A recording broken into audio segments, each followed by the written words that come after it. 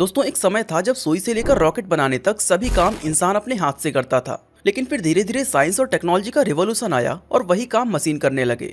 No doubt technology ने इंसान के काम को आसान बनाया है, लेकिन इसने हमारे हाथ से कई सारे काम छीन भी लिए। इतिहास गवाह है कि जब भी कोई नई टेक्नोलॉजी की शुरुआत होती है तो इंसान के हाथ से बहुत सारे काम छिन जाते हैं। एंड ऐसे ही एक और एरा की शुरुआत हो चुकी है जिसका नाम है एआई यानी आर्टिफिशियल इंटेलिजेंस। आज एआई ने कितने सारे ऐसे कामों को पॉसिबल कर दिखाया है जो आज से 15 से 20 साल पहले नामुमकिन माने जाते थे। बिना ड्राइवर के चलने वाली सेल्फ ड्राइविंग कार्स, हमारे वॉइस इंस्ट्रक्शन पर काम करने वाली स्मार्ट डिवाइसेस, ये सारी चीजें आज काफी एक्साइटिंग लगती है। और देखा जाए तो ये हमारी लाइफ को बेहतर और आसान बनाने का काम भी कर रही हैं। लेकिन इसके पीछे एक कड़वी सच्चाई ये भी है कि एआई के चलते आज बहुत सारे लोग बेरोजगार हो रहे हैं। पिछले 15 सालों में गूगल ने सेल्स और मार्केटिंग से जुड़ी तकरीबन 70% जॉब्स खत्म कर दिए हैं। आज से 20 साल पहले तक कई सारे शोरूम्स एंड दुकानों में लोग केवल ऑर्डर टेकिंग का काम करते थे, लेकिन गूगल के आने के बाद लोग चीजों की स्पेसिफिकेशंस अपने फोन पर ही देख लेते हैं। अब जो एम्प्लॉइज टाइम के साथ खुद को अपग्रेड करके सेल्स कंसल्टेंट बन गए, उनकी जॉब तो बच गई, लेकिन जो लोग ऑर्डर टेकिंग का काम ही करते रहे उनके लिए कंपनीज में आज कोई काम ही नहीं बचा।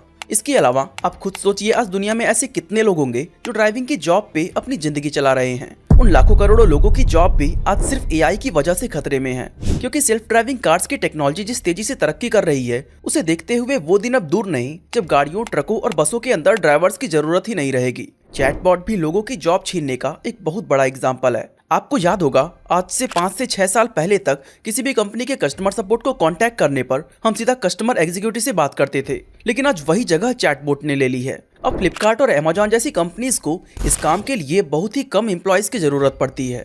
यहाँ तक कि आप बिना किसी इंसान से इंटरेक्ट किए भी सीधा चैटबॉट से कंप्लेन भी रेज कर सकते हैं। दोस्तों आज एआई मैन्युफैक्चरिंग के फील्ड में भी घुस चुका है। पहले जहां फैक्ट्रीज के अंदर इंसान अपने हाथों से कार को असेंबल करते थे, वो सारा काम अब एआई की हेल्प से ऑटोमेटेड मशीन्स कर रही हैं।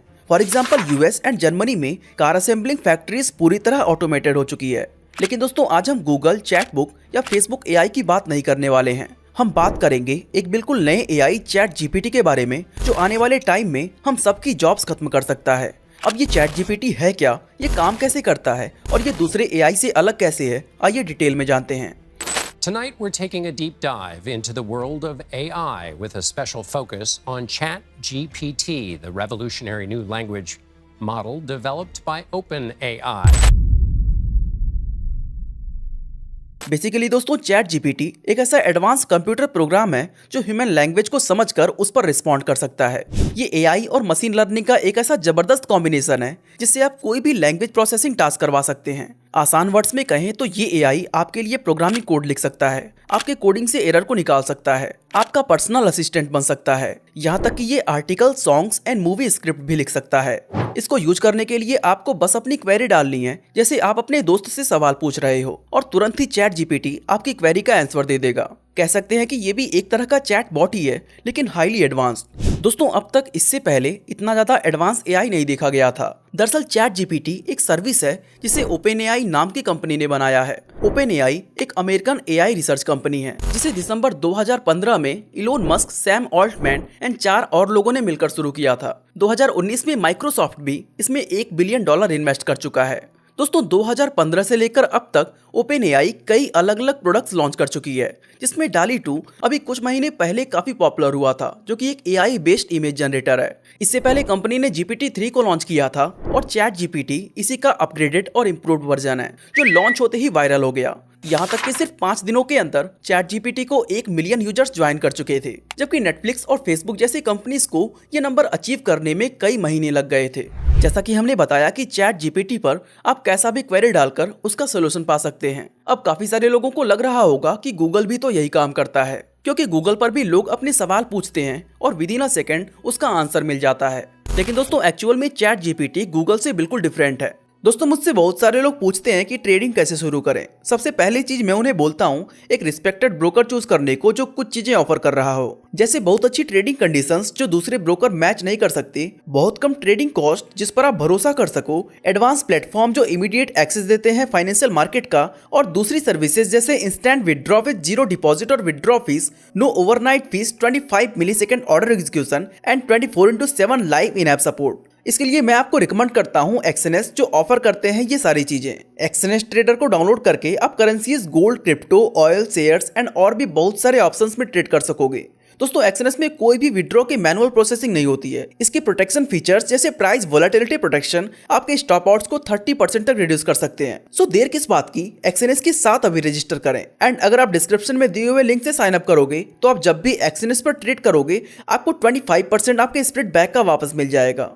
लेकिन दोस्तों एक्चुअल में चैट जीपीटी गूगल से बिल्कुल डिफरेंट है। इसमें सबसे बड़ा डिफरेंस ये है कि गूगल के पास अपनी कोई मेमोरी नहीं है। यानी जब भी आप गूगल पर कोई क्वेरी डालते हो तो वो हर बार उसे एक नया इनपुट कंसीडर करता है। मतलब हम लोग गूगल से अपनी प्रीवियस सर्चेस के बारे में कुछ नहीं पूछ सकते, ना ही वो खुद उन सर्चेस को रीड कर सकता है। इसका मतलब ये है कि हम गूगल के साथ एक प्रॉपर कन्वर्सेशन नहीं कर सकते हैं। जबकि चैट जीपीटी पर आप जो भी क्वेरीज डालते हो वो सारे क्वेरीज को रिकॉर्ड करके अपना नेक्स्ट आंसर उसी के बेसिस पर देता है।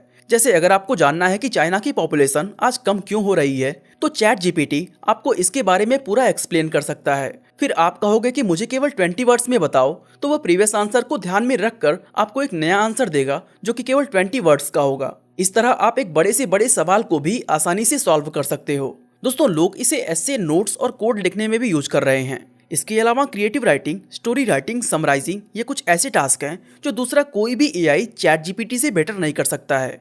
आज चैट जीपीटी ने एक इंसान की प्रोडक्टिविटी को बढ़ाकर 10 लोगों के बराबर कर दिया है। खैर दोस्तों ये तो बात हुई इसके पॉजिटिव्स की, लेकिन चैट जीपीटी के कुछ डिसएडवांटेजेस भी हैं। इसका सबसे पहला डिसएडवांटेज ये है कि आने वाले टाइम में ये जैसे जैसे और ज़्यादा एडवांस होगा, इसके जरिए राइटिंग, टेक्स्ट एडिटिंग, ट्रांसलेशन और एक हद तक कोडिंग जैसा काम भी ऑटोमेट हो जाएगा और इसकी वजह से लाखों लोगों की जॉब्स चली जाएगी। दूसरा ये कि लोग इसका इस्तेमाल कई सारे गलत कामों में कर सकते हैं। इनफैक्ट कुछ लोग इसके जरिए हैकिंग और फेक वेबसाइट क्रिएशन जैसे काम करते हुए पाए गए हैं। और यहाँ तक कि चैट जीपीटी से एक बंदे ने पेट्रोल बम बनाने का मेथड खोज निकाला।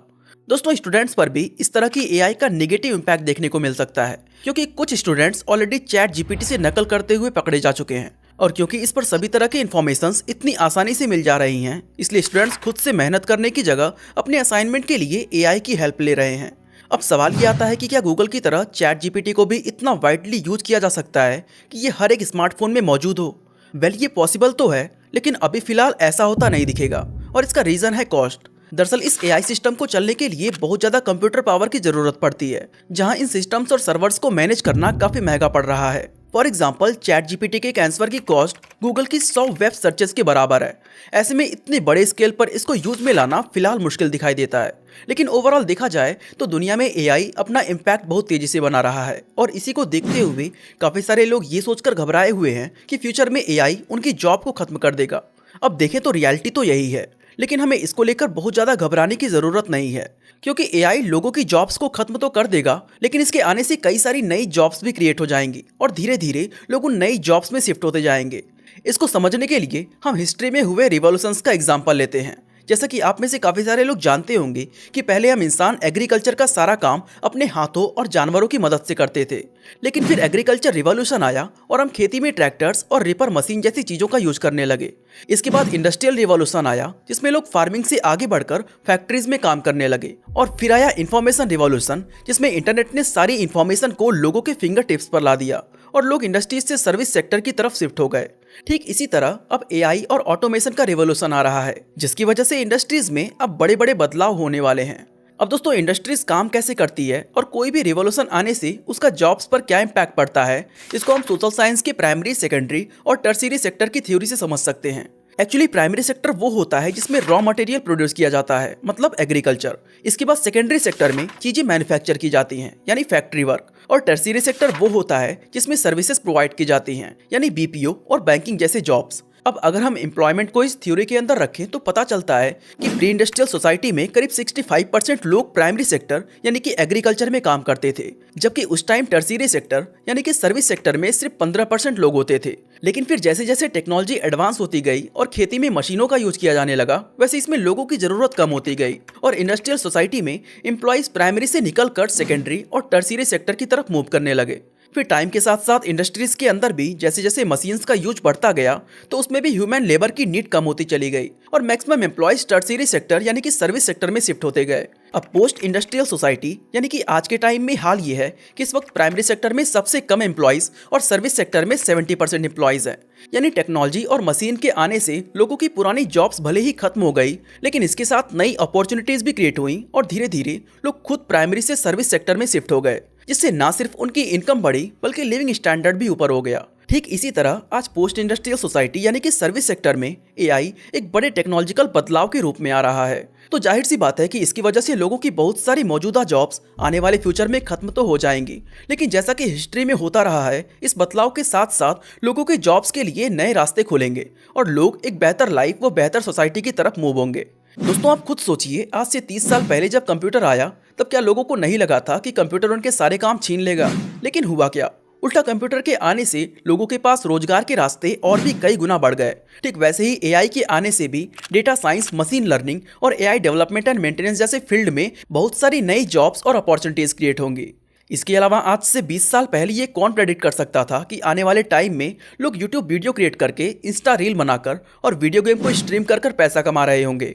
ठीक वैसे ही आज भी ये प्रेडिक्ट नहीं किया जा सकता कि एआई के आने के बाद से हमारे लिए रोजगार के कौन से रास्ते खुलेंगे। और दोस्तों ऐसा भी नहीं है कि एआई एकदम से सब कुछ खुद करने लगेगा, इसकी भी अपने कुछ लिमिटेशंस हैं, क्योंकि एआई अभी सिर्फ वही टास्क कर सकता है जो रिपीटेटिवली एक ही रूटीन में किए जाते हैं, like data entry, data analysis, customer service और मैन्युफैक्चरिंग। जबकि जो काम अनप्रेडिक्टेबल होते हैं, जिन कामों में क्रिएटिविटी की जरूरत होती है, लाइक म्यूजिक बनाना और ऐसी जॉब्स जिसमें इंसानों के इमोशंस और बिहेवियर को समझकर कोई फैसला लिया जाता है, इस तरह के कोई भी काम एआई अभी नहीं कर सकता है। बाकी दोस्तों आपको क्या लगता है, एआई हमारे फ्यूचर जनरेशन के लिए खतरा है या वरदान? अपना ओपिनियन हमें कमेंट करके जरूर बताएं। बाकी आज के लिए बस इतना ही।